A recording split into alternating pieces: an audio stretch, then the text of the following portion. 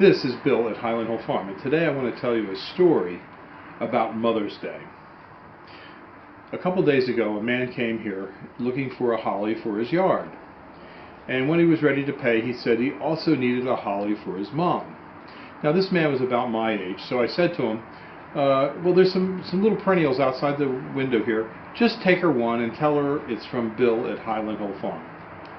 And so he was very happy to get a free perennial for his mother, and I was happy to give it to him, and we struck up a little conversation. And here's the story of that conversation. This man's approximately my age, and he said that his mother was 89, and I asked him, oh, well then your father was probably a vet, and he said, yes, my father was a vet. I said, mine too.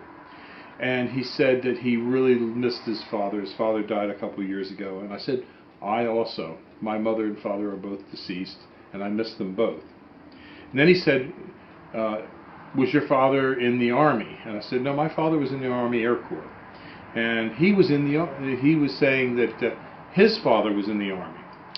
And he then went on to say that his father was in the Battle of the Bulge and had been captured by the Germans and escaped. And I looked at him and I said, when I was a kid I knew a man who was also in the Battle of the Bulge and he escaped.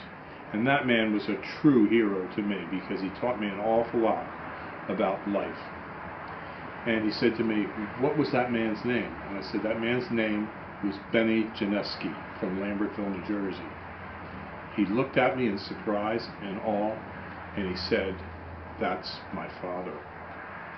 And so I met Benny Janeski Jr. I had known his father and his mother from many years ago.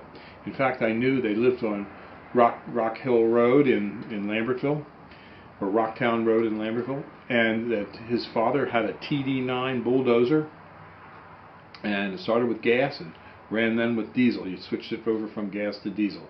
I knew his father was a great mechanic and a great operator of heavy equipment. And I said to him, you know, I knew his father very well. I saw him sometimes daily back in the 60s when I knew him.